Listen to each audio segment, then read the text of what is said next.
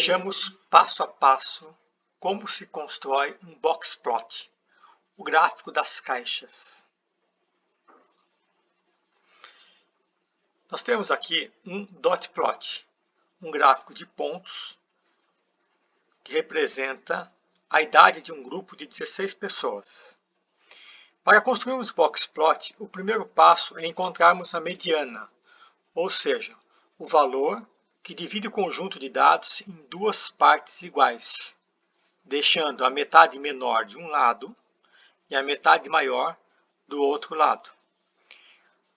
Como o conjunto de dados é formado por 16 pessoas, que é uma quantidade par, nós temos dois elementos centrais, o oitavo e o nono. Para encontrar a mediana, precisamos encontrar a média entre o oitavo e o nono elemento. Então, a mediana é 39 mais 43 dividido por 2, que chegamos ao valor 41. A mediana também é chamada de segundo quartil. Então, 50% dos dados abaixo de 41 estão do lado esquerdo e 50% dos dados acima de 41 estão do lado direito. Dados ordenados, a mediana divide o conjunto de dados ao meio. O segundo passo é encontrarmos o primeiro quartil, ou seja, a mediana da primeira metade. Para isso, podemos fazer o mesmo procedimento. Nós temos na primeira metade 8 elementos, 8 é par, então temos dois elementos centrais, o quarto elemento e o quinto elemento. Encontramos a média entre o valor do quarto elemento e do quinto elemento. É o 31 mais o 33, dividido por 2, que é 32. Esse é o Q1, o primeiro quartil, segundo quartil. Para encontrarmos o terceiro quartil, fazemos o mesmo procedimento com a segunda metade ao lado direito da mediana, ou do segundo quartil. Observamos que aqui nós temos 8 elementos. Se contarmos aqui 1, 2, 3, 4, nós vamos encontrar os 52. 1, 2, 3, 4, começa com os 54. A mediana da segunda metade vai estar entre esses dois elementos, que é o 14º e o 15º. A mediana, o terceiro quartil, que é a mediana da segunda metade, é 52 mais 54 dividido por 2, que é 53. Temos, então, o conjunto de dados dividido em 4 partes iguais. Essas divisões chamam-se quartis. Primeiro quartil, segundo quartil. O primeiro quartil deixa 25% dos dados do lado esquerdo. Mais 25% está entre Q1 e Q2. 25% entre Q2 e Q3 e 25% após o Q3. Portanto, os quartis dividem o conjunto de dados em 4 partes iguais. O próximo procedimento para continuarmos o nosso gráfico de caixa, ou seja, o nosso boxplot, é fecharmos esse segmento formando uma caixa. Esse retângulo nós chamamos de caixa. Então, começou a ficar o nosso gráfico ficar parecido com uma caixa. O próximo procedimento após a caixa formada é determinar se existe algum elemento atípico ou destoante ou outlier, ou seja, algum elemento discrepante em relação ao grupo. Será que o 62 pode ser considerado discrepante, ou 86, ou 28? Para isso, nós precisamos determinar limites superiores, limite superior e inferior, para sabermos se determinado elemento é ou não é destoante. Então, o primeiro procedimento para chegar nisso é encontrar a amplitude do intervalo interquartílico, ou seja, qual a distância entre Q3 e Q1. Para isso, nós fazemos Q3 menos Q1. O nome desse resultado é intervalo interquartílico. Então, nós teremos 53 menos 32, que é 21. Esta medida é 21. O segundo procedimento é multiplicar este 21 por 1,5. 1,5 vezes o intervalo interquartílico, que é 1,5 vezes 21, que dá 31,5. Esse 31,5 é o valor que eu vou usar para determinar o meu limite superior, a partir do Q3 para a direita e a partir do Q1 para a esquerda, da seguinte maneira. Para chegar ao limite superior, eu faço o valor do Q3 mais o 31,5, que é o 1,5 vezes o intervalo interquartílico. Então, eu vou ter 53 mais 31, que dá 84. Teremos aqui um limite superior. Tudo que estiver após o limite superior, eu vou considerar uma observação distoante, ou um outlier. O mesmo procedimento eu faço para o lado esquerdo, só que subtraindo. Então, o limite inferior é Q1 menos o 31,5. 53 menos 31,5 chega no valor 0,5. 0,5, portanto, é o limite inferior. Podemos observar isso geometricamente. Nós temos esta medida, multiplicamos essa medida por 1,5 e subtraímos do Q1. Essa região é o limite inferior. O mesmo eu posso fazer para o lado direito. Eu tenho essa medida, multiplico por 1,5 e somo ao Q3. Nesta região, eu encontro o limite superior.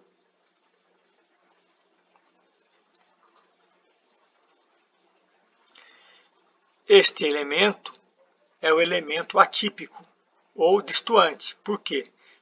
Ele está além do limite superior. Então, tudo que estiver além do limite superior ou além do limite inferior, eu vou considerar um valor distoante do meu conjunto de dados.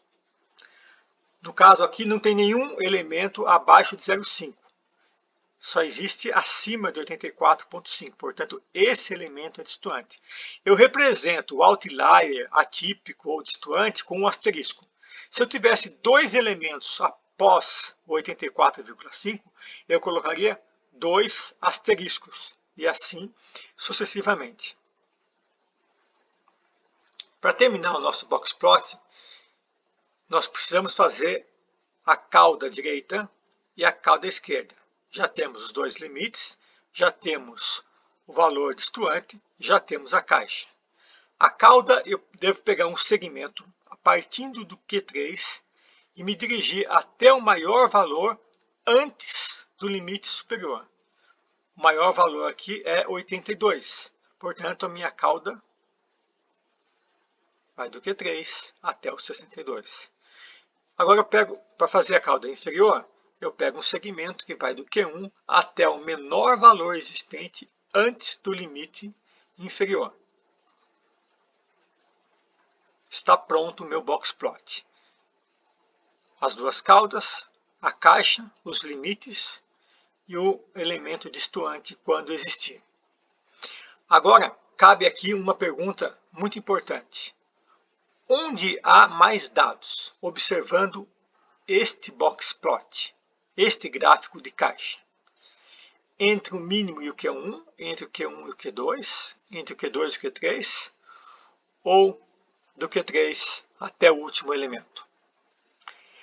É comum as pessoas observarem esse box plot e responderem que entre Q2 e Q3 há mais elementos, porque a região da caixa é maior, a largura é maior. Entretanto, o conceito de Q1, Q2 e Q3, primeiro quartil, segundo quartil, terceiro quartil, ou seja, o conceito do quartil é a divisão do conjunto de dados em 4 partes iguais. Se são 4 partes iguais, eu não posso afirmar que entre Q2 e Q3 tem mais elementos que Q1 e Q3, porque em todos os intervalos há 25% dos dados. Antes do Q1 tem 25%, entre o Q1 e o Q2 25%, e assim sucessivamente.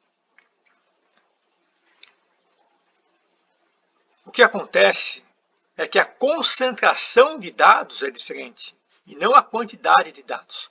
Como eu tenho a mesma quantidade de dados em cada parte, só que o espaço é menor, então aqui eu tenho maior concentração de dados e aqui eu tenho maior dispersão de dados. É a dispersão que aumenta aqui e aqui é a concentração que aumenta. Aqui está mais concentrado e aqui está mais disperso. Mas a quantidade de dados é sempre a mesma, 25% em cada região. Por que o boxplot é importante? Porque é um gráfico muito simples que nos dá muitas informações. A primeira informação muito relevante que ele nos dá é a respeito da concentração ou dispersão dos dados. Veja que nessa região, se eu comparar o meu boxplot com o meu dotplot e observar aqui a mediana, nessa primeiros 4 elementos, antes de Q1, os dados estão bem juntos. Entre Q1 e Q3, olhando no dotplot, os dados já estão mais espalhados. E nessa região, eles começam a ficar bem mais espalhados. Se eu comparar o meu dotplot com o meu boxplot, posso perceber que esse segmento é pequeno, indicando que os pontos, os dados estão juntos. E aqui, essa região é um pouco mais larga, porque os dados ficaram um pouco mais espalhados. E essa região é mais larga, porque os dados estão mais espalhados.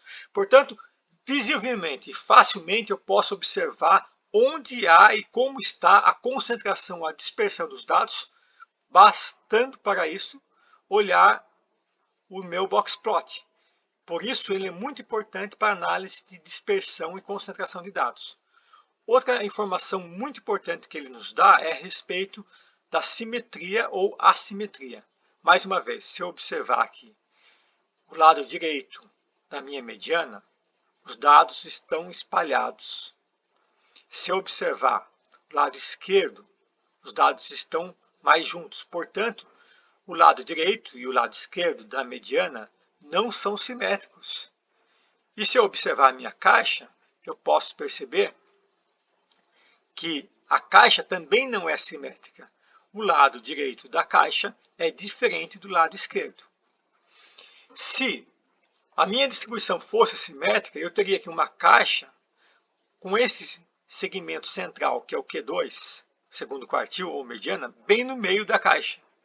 E a cauda direita seria do mesmo tamanho da cauda esquerda. Se assim fosse a nossa caixa, o nosso gráfico, o nosso boxplot, isso indicaria que os dados originais seriam simétricos. Outra informação muito relevante é que ele nos dá os quartis e a mediana e nos dá o elemento distoante. Ou seja, ele nos mostra que, de fato, esse elemento destoa desse conjunto de dados. Só que esse elemento pode ser distoante dependendo do tamanho do intervalo interquartílico. Se eu diminuir o meu intervalo interquartílico, essa distância também diminui. Então é possível, diminuindo essa distância, é possível puxar o limite superior para a esquerda e, dependendo da situação, o 62 pode passar a ser um elemento distoante ou um elemento atípico. Esse elemento 86 pode deixar de ser atípico também, bastando para isso o Q1 e o Q2 ser maior, ou seja, os dados aqui do intervalo interquartílico estarem mais dispersos. Se eles estiverem mais dispersos, essa distância aqui vai aumentar e esse valor passa a ser, deixa de ser distoante. Portanto, esse elemento é distoante ou não, dependendo da variabilidade desses dados. Se eles estiverem mais concentrados, é mais provável que esse elemento seja distoante. Se eles estiverem mais dispersos, é provável que esse elemento deixe de ser atípico e passe a ser um elemento comum desse conjunto de dados, porque os dados aqui originais estarão todos espalhados. E se os dados estão bem espalhados, existem elementos próximos do 86 e 86 passa a ser um elemento comum.